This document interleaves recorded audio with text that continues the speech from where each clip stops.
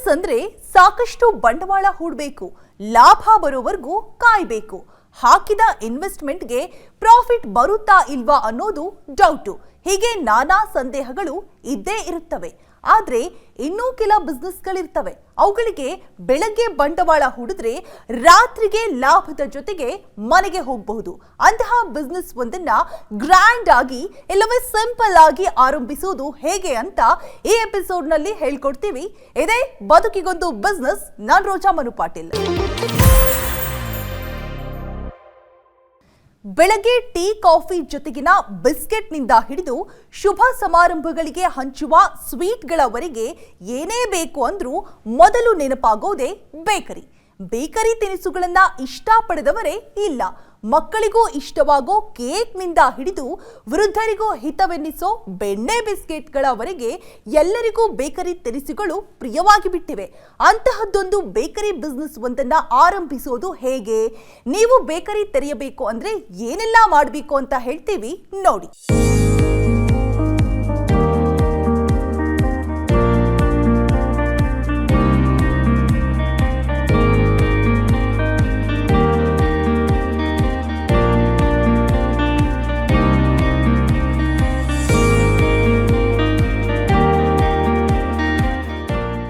ಇಂದು ಅತಿ ವೇಗದಲ್ಲಿ ಬೆಳೆಯುತ್ತಿರುವ ಮತ್ತು ಲಾಭದಾಯಕ ಬಿಸಿನೆಸ್ಗಳಲ್ಲಿ ಆಹಾರ ಉದ್ಯಮವೂ ಒಂದು. ಅದರಲ್ಲೂ ಬೇಕರಿ ಉತ್ಪನ್ನಗಳ ವ್ಯಾಪಾರಕ್ಕೆ ತನ್ನದೇ ಆದ ಪ್ರತ್ಯೇಕ ಸ್ಥಾನವಿದೆ. ಅವಕಾಶಗಳು, ಬೇಡಿಕೆ, ಲಾಭ ಈ ಎಲ್ಲ ದೃಷ್ಟಿಯಲ್ಲಿ ನೋಡೋದಾದ್ರೆ ಬೇಕರಿ ಬಿಸಿನೆಸ್ ಕೈತುಂಬ ಆದಾಯ ನೀಡುವ ವ್ಯಾಪಾರ ಎಂದು ನಿಸ್ಸಂಶಯವಾಗಿ ಹೇಳಬಹುದು. ಒಂದು ಅಂದಾಜಿನ ಪ್ರಕಾರ ಇಂದು ಭಾರತದಲ್ಲಿ 1 ಲಕ್ಷಕ್ಕೂ ಅಧಿಕ ಬೇಕರಿಗಳಿವೆ ಎಂದು ಹೇಳಲಾಗುತ್ತೆ. ಸುಮಾರು 3,300 ಕೋಟಿ ರೂಪಾಯಿಯಷ್ಟು ಬೃಹತ್ ಉದ್ಯಮವಾಗಿ ಬೆಳೆದು ನಿಂತಿದೆ. ಪ್ರತಿ ವರ್ಷ 3.75 ಮಿಲಿಯನ್ ಟನ್ನಷ್ಟು ಬ್ರೆಡ್ ಉತ್ಪಾದನೆಯಾಗುತ್ತೆ ಎಂದು ಅಂದಾಜಿಸಲಾಗಿದೆ. ಅದರಲ್ಲಿಯೂ ದಕ್ಷಿಣ ಭಾರತದಲ್ಲೇ 32% ಬ್ರೆಡ್ ಬಳಕೆಯಾಗುತ್ತೆ ಎಂಬ ಅಂದಾಜಿದೆ.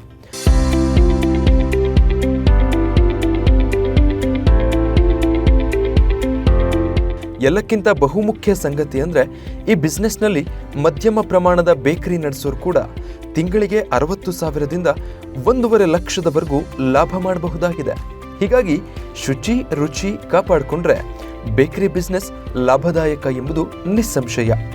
ಹಾಗೆಯೇ ಬೆಳಗ್ಗೆ ಇನ್ವೆಸ್ಟ್ಮೆಂಟ್ ಮಾಡಿದ್ರೆ ಸಂಜೆ ಇನ್ವೆಸ್ಟ್ಮೆಂಟ್ ಜೊತೆಗೆ ಲಾಭವನ್ನು ತೆಗೆದುಕೊಂಡು ಮನೆಗೆ ಹೋಗಬಹುದು ಎಂಬುದು ಈ ಬಿಸ್ನೆಸ್ ಆಯ್ಕೆ ಮಾಡಿಕೊಳ್ಳಲು ದೊಡ್ಡ ಕಾರಣ.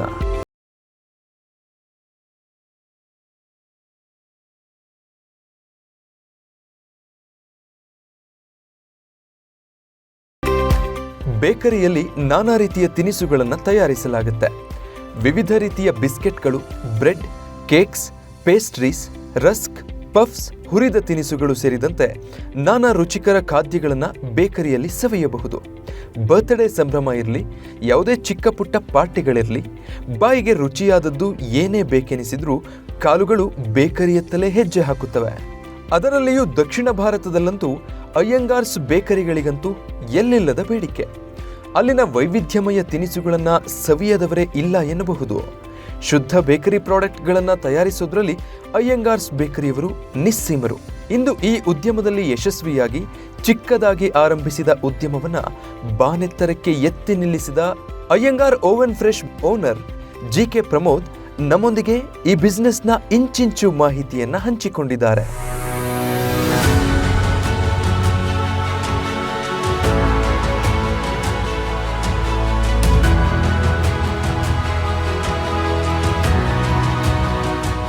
ಕೇಕ್ ಅನ್ನೋದು ಬರೀ ಒಂದು ಪ್ರಾಡಕ್ಟ್ ಅಲ್ಲಪ್ಪ. Cake is full of emotions ಅಂತ ಹೇಳ್ತೀರಿ. ಒಬ್ಬರು ಬರ್ತ್ಡೇ ಕೇಕ್ ಆರ್ಡರ್ ಮಾಡಿದ್ರೆ there are lot of emotions. ಅದರಿಂದ ಬರ್ಡೇ ಕೇಕ್ನ ಭಾಳ ಪ್ರೀತಿಯಿಂದ ಮಾಡಿಕೊಡಿ. It is not 700 rupees, it is 7 lakh millions of 7 lakh 10 lakh millions of emotions in cakes ಅಂತ. ಸೊ ಪ್ರತಿಯೊಬ್ಬ ಗ್ರಾಹಕ ನನಗೇನು ಆರ್ಡರ್ ಕೊಡ್ತಾನೆ ಅದ್ರ ಹಿಂದೆ ಎಮೋಷನ್ಸ್ ಇದೆ. ಹಾಗಾಗಿ it's a different kind of A product, different kind of A company with different uniqueness. ಪ್ರತಿಯೊಂದರಲ್ಲೂ ನಮ್ಮಲ್ಲಿ ವೈಶಿಷ್ಟ್ಯತೆ ಇದೆ. ಎಂಪ್ಲಾಯಿ ಮ್ಯಾನೇಜ್ಮೆಂಟ್ ಇರ್ಬೋದು, ಮಾರ್ಕೆಟಿಂಗ್ ಇರ್ಬೋದು, ಪ್ರೊಡಕ್ಷನ್ ಇರ್ಬೋದು, ಸಿಸ್ಟಮ್ಸ್ ಇರ್ಬೋದು, ಸ್ಟೋರ್ ಇರ್ಬೋದು, ನಮ್ಮ ಔಟ್ಲೆಟ್ ಇರ್ಬೋದು. We are different. ಶ್ರಮಬದ್ಧತೆ ಮತ್ತು ವಿಭಿನ್ನತೆ ಇದ್ದಾಗ ಮಾತ್ರ ಬಿಸ್ನೆಸ್ನಲ್ಲಿ ಗೆಲ್ಲೋದಕ್ಕೆ ಸಾಧ್ಯ ಎಂಬ ಮೊಟ್ಟ ಮೊದಲ ಮಾತನ್ನ ಪ್ರಮೋದ್ ಅವರು ಹೇಳ್ತಾರೆ. ಹಾಗೆಯೇ ಒಂದು ನಿಖರ ಬಿಸ್ನೆಸ್ ಪ್ಲಾನ್ ಕೂಡ ಇರಬೇಕಾಗುತ್ತೆ. ಬಂಡವಾಳ, ಪ್ರಾಡಕ್ಟ್, ಮಾರ್ಕೆಟಿಂಗ್, ಸೇಲ್ಸ್, ಬ್ರ್ಯಾಂಡಿಂಗ್ ಹೀಗೆ ಬಿಸ್ನೆಸ್ನ ವಿವಿಧ ಹಂತಗಳ ಕುರಿತಂತೆ ಪಕ್ಕಾ ಪ್ಲಾನ್ ಇಟ್ಕೊಂಡು ಮುನ್ನುಗ್ಗಬೇಕು ಅಂತಾರೆ. ಆ ಮೂಲಕವೇ ಇವತ್ತು ತಾವು ಝೀರೋದಿಂದ ಹೀರೋ ಆಗಿರೋದು ಎಂಬುದು ಅವರ ನಂಬಿಕೆ.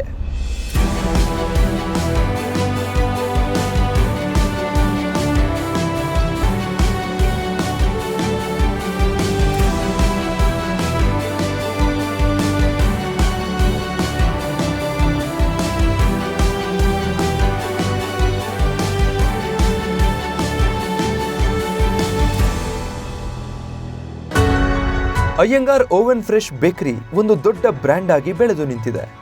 ಯಾವುದೇ ಬಿಸ್ನೆಸ್ನಲ್ಲಿ ಗೆಲ್ಲಬೇಕಂದ್ರೆ ಮಾರ್ಕೆಟ್ನಲ್ಲಿ ನಾವು ಹೇಗೆ ವಿಭಿನ್ನವಾಗಿ ನಿಲ್ತೀವಿ ಅನ್ನೋದು ತುಂಬ ಮುಖ್ಯ ಆಗುತ್ತೆ. ಆ ನಿಟ್ಟಿನಲ್ಲಿ ಪ್ರಮೋದ್ ಅವರು ಇಟ್ಟ ಮೊದಲ ಹೆಜ್ಜೆಯೇ ಅದು. ಅಯ್ಯಂಗಾರ್ ಕುಟುಂಬದಲ್ಲಿ ಹುಟ್ಟಿ ಬೆಳೆದ ಅವರು ಸಾಫ್ಟ್ವೇರ್ ಉದ್ಯಮದಲ್ಲಿ ತಿರುಗಾಡಿ ಬಂದ ನಂತರವೂ ತಮ್ಮ ಪರಂಪರೆಯ ವ್ಯಾಪಾರಕ್ಕೆ ಮತ್ತೆ ಕಾಲಿಟ್ರು. ಆದರೆ ಅವರು ಎಲ್ಲರಂತೆ ಸಾಮಾನ್ಯ ಬೇಕರಿ ಮಾಡಲಿಲ್ಲ. ಅದಕ್ಕೊಂದು ಹೊಸ ಟಚ್ ನೀಡಿ ಮಾರ್ಕೆಟ್ಗೆ ಎಂಟ್ರಿ ಕೊಟ್ಟಿದ್ದು ಗುರುತಿಸಿಕೊಳ್ಳೋದಕ್ಕೆ ಸುಲಭ ದಾರಿಯಾಯಿತು. ಇದು ನಮ್ಮ ಟ್ರೆಡಿಷನಲ್ ಅಯ್ಯಂಗಾರ್ ಶೈಲಿಯ ಬೇಕರಿ ಮತ್ತು ಓವನ್ ಫ್ರೆಶ್ ಅಂದರೆ ಯುರೋಪಿಯನ್ ಶೈಲಿಯ ಬೇಕರಿ. ನಮ್ಮ ಟ್ರೆಡಿಷನಲ್ ಅಯ್ಯಂಗಾರ್ ಓವನ್ ಫ್ರೆಶ್ ಅಯ್ಯಂಗಾರ್ಸ್ಗೆ ಯುರೋಪಿಯನ್ ಶೈಲಿಯನ್ನು ಮಿಕ್ಸ್ ಮಾಡಿದಾಗ ಯಾವ ರೀತಿ ಪ್ರಾಡಕ್ಟ್ಸ್ನ ಮಾಡ್ಬೋದು, ಸೆಮಿ ಅರ್ಬನ್ ಮಾರ್ಕೆಟ್ಗೆ ಒಂದು ಬ್ರ್ಯಾಂಡ್ ಆಗಿ ವಿ ಆರ್ ಲಾಂಚ್ ದಿಸ್ ಒಂದು ಬೇಕರಿ ಉದ್ಯಮವನ್ನು ಶುರು ಮಾಡಿದ್ದೀವಿ. ಯಾವುದೇ ಬಿಸ್ನೆಸ್ ಆರಂಭಕ್ಕೆ ಬಂಡವಾಳ ತುಂಬ ಮುಖ್ಯ. ಬಂಡವಾಳಕ್ಕೆ ತಕ್ಕಂತೆ ಬಿಸ್ನೆಸ್ ಆಯ್ದುಕೊಳ್ಳಬೇಕಾಗುತ್ತೆ. ಹೀಗಾಗಿ ಮೊದಲು ಆ ವ್ಯಾಪಾರವನ್ನು ಆಯ್ದುಕೊಳ್ಳಬೇಕಾದ್ರೆ ನಮ್ಮಲ್ಲಿ ಅಷ್ಟು ಬಂಡವಾಳವಿದೆಯಾ ಅಥವಾ ಅಷ್ಟು ಇನ್ವೆಸ್ಟ್ಮೆಂಟ್ ಹೊಂದಿಸುವ ಸಾಮರ್ಥ್ಯವಿದೆಯಾ ಎಂಬುದು ಮುಖ್ಯವಾಗುತ್ತೆ. ಆ ವಿಚಾರಕ್ಕೆ ಸಂಬಂಧಪಟ್ಟಂತೆ ಬೇಕರಿ ಉದ್ಯಮವನ್ನು 2 ವಿಧದಲ್ಲಿ ವಿಂಗಡಿಸಬಹುದು. ಮೊದಲನೆಯದ್ದು ಸ್ಮಾಲ್ ಸ್ಕೇಲ್ ಬಿಸ್ನೆಸ್. ಇದರಲ್ಲಿ ನೀವು ಕನಿಷ್ಠ 80,000ದಿಂದ 3 ಲಕ್ಷದವರೆಗೂ ಇನ್ವೆಸ್ಟ್ ಮಾಡಬೇಕಾಗುತ್ತೆ. ಆದರೆ ಇದನ್ನೇ ನೀವು ಮಧ್ಯಮ ಪ್ರಮಾಣದಲ್ಲಿ ಮಾಡ್ತೀರಾ ಅಂದರೆ ಹೆಚ್ಚಿನ ಇನ್ವೆಸ್ಟ್ಮೆಂಟ್ ಮಾಡೋದಕ್ಕೆ ತಯಾರಿರಬೇಕು.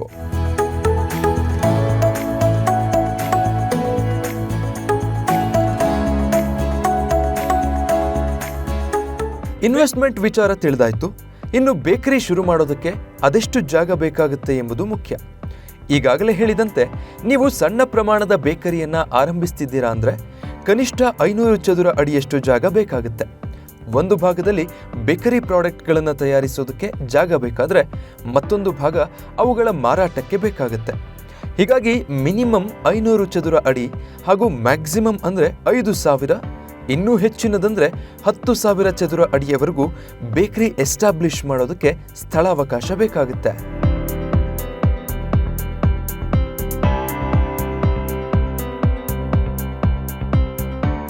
ಇನ್ನು ಈ ಬಿಸ್ನೆಸ್ ಆರಂಭಿಸೋದಕ್ಕೆ ಬೇಕಾದ ಅನುಮತಿ, ನೋಂದಣಿಯ ವಿಚಾರಕ್ಕೆ ಬಂದರೆ ಸಾಮಾನ್ಯ ಬಿಸ್ನೆಸ್ಗಳಂತೆ ಸ್ಥಳೀಯ ಕಾರ್ಪೊರೇಷನ್ನಿಂದ ಆರೋಗ್ಯ ಪರವಾನಗಿ ಬೇಕಾಗುತ್ತೆ. ಅದರಂತೆ ಇದು ಆಹಾರ ಉತ್ಪನ್ನಗಳಿಗೆ ಸಂಬಂಧಿಸಿದ್ದಾಗಿರೋದ್ರಿಂದ FSSAI ಪರವಾನಗಿ, GST registration, police eating house licence ಮತ್ತು ಫೈರ್ ಲೈಸೆನ್ಸ್ ಮುಖ್ಯವಾಗಿ ಬೇಕಾಗುತ್ತೆ.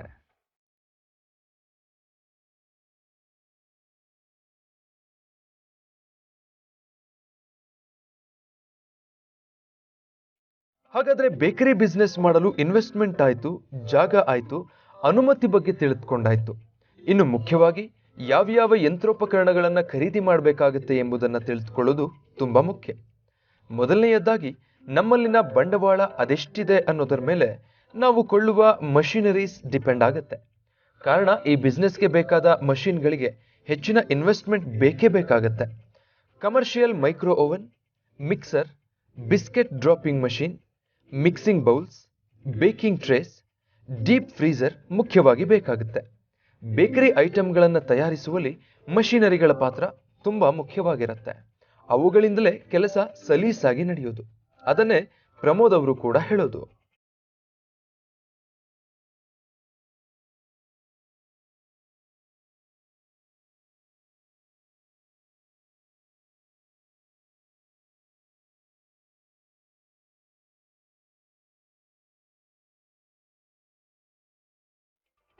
ಬೇಕರಿ ಬಿಸ್ನೆಸ್ನಲ್ಲಿ ಕಚ್ಚಾ ವಸ್ತುಗಳು ಬೇಕರಿಗೆ ಮೈದಾ, ಬೇಕಿಂಗ್ ಪೌಡರ್, ಸಕ್ಕರೆ, ತುಪ್ಪ, ಮಿಲ್ಕ್, ಉಪ್ಪು, ಮೊಟ್ಟೆ, dry fruits, caramel colours, East butter cream ಹೀಗೆ ಅನೇಕ ಪದಾರ್ಥಗಳು ಬೇಕಾಗುತ್ತೆ.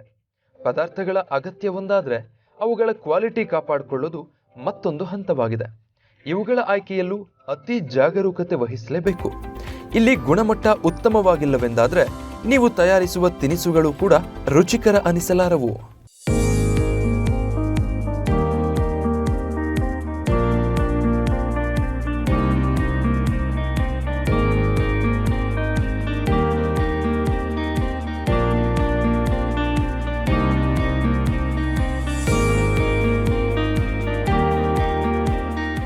ಇವತ್ತಿನ ದಿನ ನಮ್ಮ ಇಂಡಿಯಾನಲ್ಲಿ ಎಲ್ಲ ಕಚ್ಚಾ ವಸ್ತುಗಳು ನಮಗೆ ಸಿಗುತ್ತೆ. ನಾವೇನು ಮಾಡ್ತೀವಿ ಅಯ್ಯಂಗಾರ್ ಓನ್ ಫ್ರೆಶಲ್ಲಿ ಅಂದರೆ ನಮ್ಮ ವೆಂಡರ್ಸ್ ಅಂತ ಏನು ಕರಿತೀವಿ, we don't treat them as vendors, they are our extended family. ನಾವು ಪ್ರಾಡಕ್ಟ್ಸ್ನ ಬೈ ಮಾಡ್ತೀವಿ. ನಾವು ಯಾವಾಗ ವೆಂಡರ್ಸ್ನ ಎಕ್ಸ್ಟೆಂಡೆಡ್ ಫ್ಯಾಮಿಲಿ ಅಂತ ಟ್ರೀಟ್ ಮಾಡ್ತೀವೋ they also give a better service for us.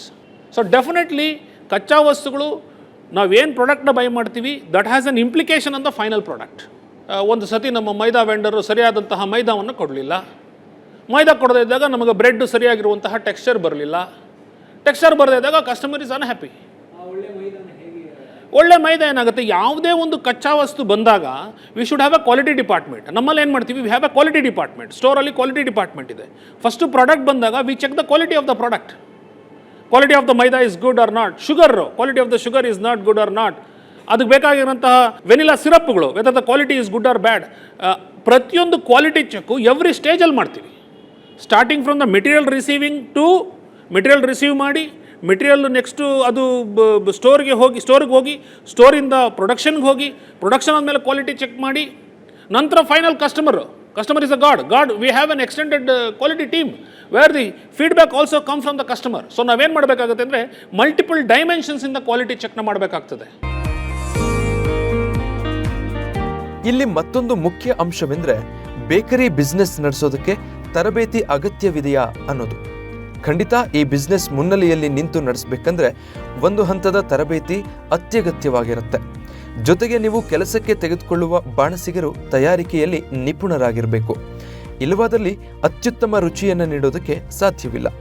ನೀವು ಸ್ವತಃ ತರಬೇತಿ ಪಡೆಯದಿದ್ದರೂ ನಿಮ್ಮಲ್ಲಿ ಪ್ರಾಡಕ್ಟ್ಗಳನ್ನು ತಯಾರಿಸುವವರು ಸಂಪೂರ್ಣ ತರಬೇತಿ ಮತ್ತು ಉತ್ತಮ ಅನುಭವ ಉಳ್ಳವರಾಗಿರುವಂಥದ್ದು ಅತ್ಯಗತ್ಯ.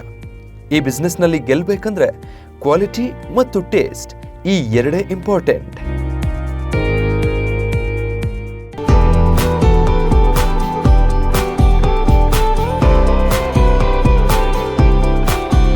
ಬೇಕರಿ ಆರಂಭಿಸುವುದಕ್ಕೆ ಅಗತ್ಯವಿರುವ ಸ್ಥಳದ ಆಯ್ಕೆಯೂ ಕೂಡ ಒಂದು ಜಾಣ ನಡೆಯಾಗಿದೆ.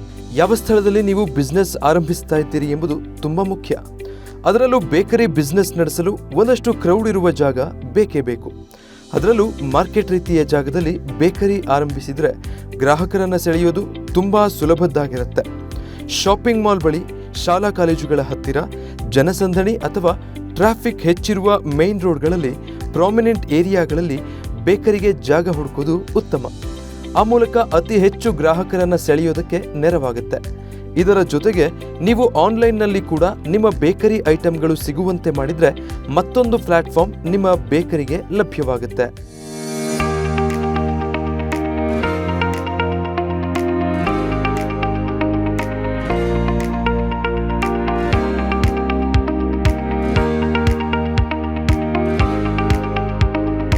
ಬೇಕರಿಯಲ್ಲಿ 10 ಹಲವು ಬಗೆಯ ತಿನಿಸುಗಳನ್ನು ತಯಾರಿಸಲಾಗುತ್ತೆ.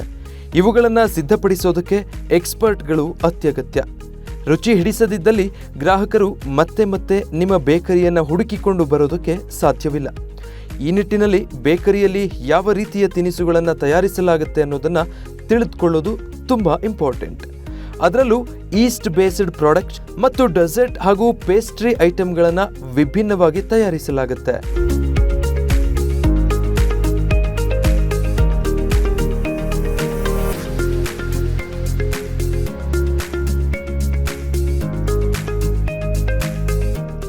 ಬ್ರೆಡ್ಡು, ಬನ್ನು, ಆಲೂ ಬನ್ನು, ಪಫ್ಫು, ದಿಲ್ ಪಸಂದು, ಬಾಂಬೆ ಕಾರಿ ಇವೆಲ್ಲವನ್ನು ಈಸ್ಟ್ ಉಪಯೋಗಿಸಿ ಮಾಡುವಂಥ ಪ್ರಾಡಕ್ಟ್ಸ್. ಕುಕೀಸು, ಈಸ್ಟ್ನ ನಾವು ಯೂಸ್ ಮಾಡ್ತೀವಿ.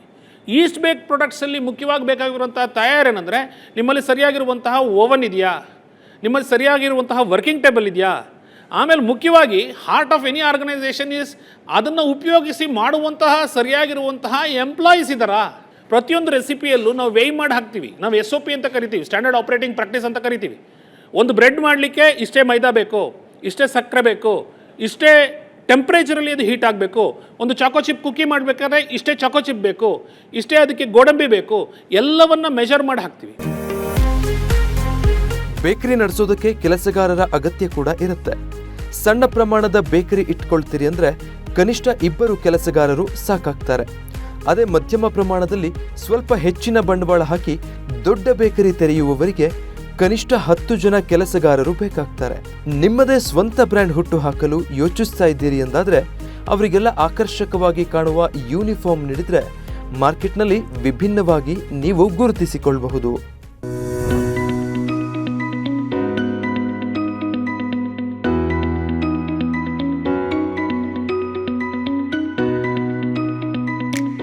ಯಾವುದೇ ಉದ್ಯಮವಿರಲಿ, ಬೆಲೆ ನಿಗದಿ ಎಂಬುದು ಸವಾಲಿನ ಕೆಲಸ.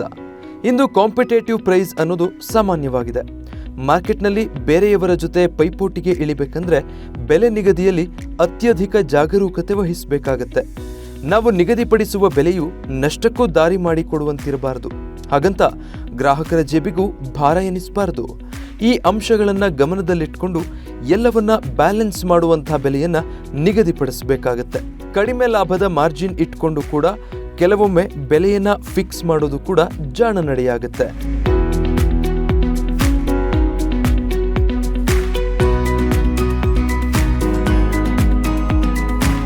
ಇನ್ನು ಆದಾಯ ಹೇಗೆ ಕಂಡುಕೊಳ್ಳೋದು ಎಂಬ ಪ್ರಶ್ನೆಗೆ ಈ ಬಿಸ್ನೆಸ್ನಲ್ಲಿ ತೀರಾ ಕಡಿಮೆ ಅವಧಿಯಲ್ಲಿ ಯಶಸ್ಸು ಕಂಡಿರುವ ಪ್ರಮೋದ್ ಅವರು ಹೇಳೋ ಪ್ರಕಾರ 1 ತಿಂಗಳ ಸರಾಸರಿ ವಹಿವಾಟಿನಲ್ಲಿ 1 ವಾರದ ವಹಿವಾಟು ನಮ್ಮ ಲಾಭವಾಗಿರಬೇಕು ಎಂದು ಹೇಳ್ತಾರೆ.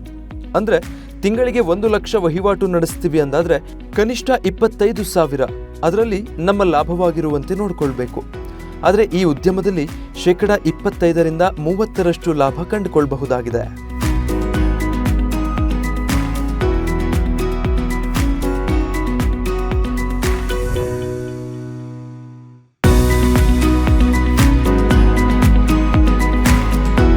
ಬೇಕರಿ ಉದ್ಯಮದಲ್ಲಿ ಮಾರಾಟ ತಂತ್ರಗಾರಿಕೆಗೆ ನಿಮ್ಮಲ್ಲಿ ಸಿದ್ಧ ಸೂತ್ರವಿರಲೇಬೇಕು.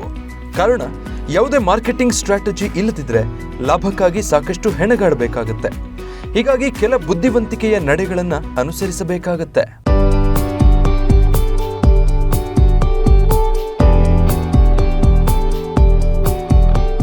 ಕೇಕ್ಸ್ ಮಾಡ್ತೀವಿ ನಾವು, ಬರ್ಡೇ ಕೇಕ್ಸ್ ಮಾಡ್ತೀವಿ. ಬರ್ಡೇ ಕೇಕ್ಸ್ ಮಾಡಿದಾಗ ನಾನು ಯಾವಾಗಲೂ ಹೇಳೋದಂದರೆ, ಒಂದು ಬರ್ಡೇ ಕೇಕಿಗೆ 500 ರೂಪಾಯಿ ಇರ್ಬೋದು, 600 ರೂಪಾಯಿ ಇರ್ಬೋದು. ಐ ಆಲ್ವೇಸ್ ಟೆಲ್ ದೆಮ್, ನೀವು 500 ರೂಪಾಯಿ 600 ರೂಪಾಯಿ ಪ್ರಾಡಕ್ಟ್ ಮಾರ್ತಾ ಇಲ್ಲ, ನೀವು ಮಾರ್ತಾ ಇರೋದು 1 ಕೋಟಿ ಪ್ರಾಡಕ್ಟ್ ಅಂತೀನಿ. ಹೇಗೆ ಸರ್ 1 ಕೋಟಿ ಪ್ರಾಡಕ್ಟ್ ಅಂತಾರೆ? ಒಂದು ಬರ್ಡೇ ಕೇಕನ್ನು ಕಟ್ ಮಾಡಿದಾಗ ಒಂದು 20 ಜನರಿಗೆ ಅದನ್ನು ಡಿಸ್ಟ್ರಿಬ್ಯೂಟ್ ಮಾಡ್ತಾರೆ. 20 ಜನ ಅದನ್ನು ಟೇಸ್ಟ್ ಮಾಡಿ ತಿಂದಾಗ ನೆಕ್ಸ್ಟು ಆ 20 ಜನ ಇನ್ನು 20 ಜನ ಕಸ್ಟಮರ್ಸ್ಗೆ ರೆಫರ್ ಮಾಡ್ತಾರೆ. ಆ 20 ಜನ ಇನ್ನು 20 ಜನಕ್ಕೆ ಕಸ್ಟಮರ್ ಮಾಡ್ತಾರೆ. ಒಬ್ಬ ಕಸ್ಟಮರು ನಮ್ಮಲ್ಲಿರುವಂಥ ಒಳ್ಳೆ ಬರ್ತ್ಡೇ ಕೇಕನ್ನು ತಿಂದಾಗ 100 ಜನ ಕಸ್ಟಮರ್ಗೆ ರೆಫರ್ ಮಾಡ್ತಾರೆ, 100 ಜನ ಇನ್ನೂ 1000 ಜನಕ್ಕೆ ಮಾಡ್ತಾರೆ, ಇನ್ನೂ 1000 ಜನ 10,000 ಜನಕ್ಕೆ ಮಾಡ್ತಾರೆ. ಯಾವುದೇ ಬಿಸ್ನೆಸ್ ಇರಲಿ, ಗ್ರಾಹಕರನ್ನ ತೃಪ್ತಿಪಡಿಸೋದು ತುಂಬಾ ಮುಖ್ಯ. ಅವರ ಬೇಡಿಕೆಗೆ ಅನುಸಾರವಾಗಿ ನಿಮ್ಮ ಪ್ರಾಡಕ್ಟ್ ಮತ್ತು ಸರ್ವಿಸ್ ಇದ್ದರೆ ಆ ಬಿಸ್ನೆಸ್ನಲ್ಲಿ ನೀವು ಗೆದ್ದಂತೆ. ಅದನ್ನು ನಿರಂತರವಾಗಿ ಕಾಪಾಡಿಕೊಂಡು ಬರಬೇಕು. ಅವರಿಂದ ನಿಯಮಿತವಾಗಿ ಅಭಿಪ್ರಾಯಗಳನ್ನು ತೆಗೆದುಕೊಳ್ತಾ ಇರಬೇಕು. ಆಗ ಮಾತ್ರ ಗುಣಮಟ್ಟ ಕಾಪಾಡಿಕೊಳ್ಳೋದಕ್ಕೆ ಸಾಧ್ಯ ಆಗುತ್ತೆ. ಹಾಗೆಯೇ ನಿಮ್ಮ ಬಿಸ್ನೆಸ್ನ ಮೌತ್ ಪಬ್ಲಿಸಿಟಿ ಹೆಚ್ಚಾಗುತ್ತೆ.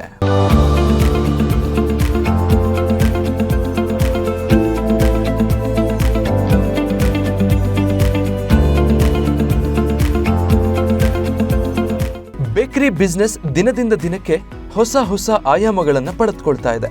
ಇಂದು ನೀವು ಲಕ್ಷಾಂತರ ರೂಪಾಯಿ ಬಂಡವಾಳ ಸುರಿದು ಈ ಉದ್ಯಮವನ್ನ ಆರಂಭಿಸಲು ಸಾಧ್ಯವಿಲ್ಲ ಅನ್ನೋದಾದ್ರೆ ಅತಿ ಕಡಿಮೆ ಬಂಡವಾಳದಲ್ಲಿ ಮನೆಯಿಂದಲೇ ಬೇಕರಿ ಬಿಸ್ನೆಸ್ ಮಾಡಬಹುದು. ಇಂದು ಅನೇಕ ಗೃಹಿಣಿಯರು ಮನೆಯಿಂದಲೇ ವೈವಿಧ್ಯಮಯ ಕೇಕ್ ತಯಾರಿಸಿ ಮಾರಾಟ ಮಾಡುವ ಮೂಲಕ ಹೋಮ್ ಬೇಕರಿಯಲ್ಲಿಯೂ ಸಾಕಷ್ಟು ಹಣ ಮಾಡ್ತಿದ್ದಾರೆ. ಜೊತೆಗೆ ಹಣ ಹೂಡಲು ಸಿದ್ಧವಿದ್ದರೆ ಈ ಬಿಸ್ನೆಸ್ ವಿಶಾಲ ಅವಕಾಶಗಳನ್ನು ಹೊಂದಿದ್ದು, ನಾವು ಈಗಾಗಲೇ ಹೇಳಿರುವ ವಿಧಾನ ಅನುಸರಿಸಿ ದೊಡ್ಡದಾಗಿಯೇ ಬೇಕರಿ ಶುರು ಮಾಡಿ ನಿಮ್ಮದೇ ಬ್ರ್ಯಾಂಡ್ ಹುಟ್ಟು ಹಾಕಬಹುದಾಗಿದೆ.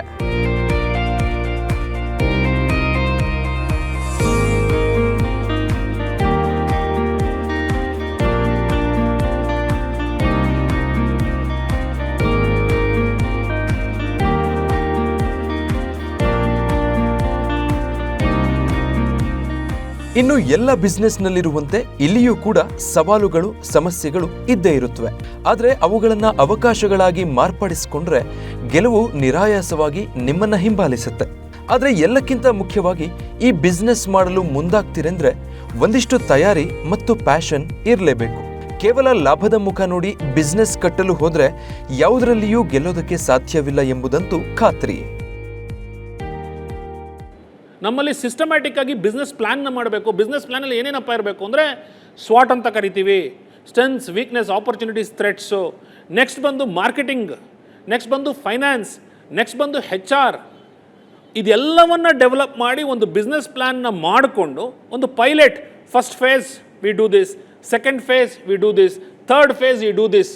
ಸಿಸ್ಟಮ್ಯಾಟಿಕ್ ಆಗಿ ಬಿಸ್ನೆಸ್ ಪ್ಲ್ಯಾನ್ನ ಮಾಡ್ಕೋಬೇಕು ಅಂದರೆ ನಿಮಗೆ ಬೇಕಾಗಿರೋ ಅವಶ್ಯಕತೆ ಒಬ್ಬ ಮೆಂಟರ್ ಬೇಕು. ಬೇಕರಿ ಉದ್ಯಮದಲ್ಲಿ 1 ವಾರ ಆಗುವಂತಹ ರೆವಿನ್ಯೂ ನಮ್ಮ ಪ್ರಾಫಿಟ್ ಆಗಿರಬೇಕು. ಜನರಲ್ ಆಗಿ ಬೇಕರಿ ಉದ್ಯಮದಲ್ಲಿ 30ರಿಂದ 40 ಪ್ರಾಫಿಟ್ ಇರುತ್ತೆ. ಎಲ್ಲರೂ ಏನು ಮಾಡ್ತಾರೆ, ಬಿಸ್ನೆಸ್ ಪ್ಲ್ಯಾನ್ ಮಾಡೋದಿಲ್ಲ, ದಡಕ್ಕಂತ ಬಿಸ್ನೆಸ್ ಮಾಡ್ಬಿಡ್ತಾರೆ, ಆಮೇಲೆ ಲಾಸ್ ಆಯಿತು ಸರ್ ಅಂತಾರೆ. ಸೊ ನನ್ನ ಸಲಹೆ ಏನಂದರೆ, have a proper business plan which includes marketing strategy, finance strategy, HR strategy and equipment strategy. ಇದನ್ನು ಮಾಡಿಕೊಂಡು you get in to the business. ಆಹಾರ ಉದ್ಯಮದಲ್ಲಿ ಅವಕಾಶಗಳು ಹೇರಳವಾಗಿವೆ. ಇಂದು ಜನ ಕ್ವಾಲಿಟಿಗೆ ಹೆಚ್ಚಿನ ಮಹತ್ವ ಕೊಡ್ತಾ ಇದ್ದು, ಜೊತೆಗೆ ಟೇಸ್ಟ್ ಕೂಡ ಸೇರ್ಕೊಂಡ್ರೆ ಕೊಂಚ ದುಬಾರಿ ಅನ್ಸಿದ್ರೂ ಬೆಲೆ ತೆತ್ತು ಕೊಂಡುಕೊಳ್ತಾರೆ. ಹೀಗಾಗಿ ಬೇಕರಿ ಉದ್ಯಮ ಆರಂಭಿಸಲು ಯೋಚಿಸುವವರಿಗೆ ಈ ಸಂಚಿಕೆ ಮಾರ್ಗದರ್ಶನವಾಗಿದೆ.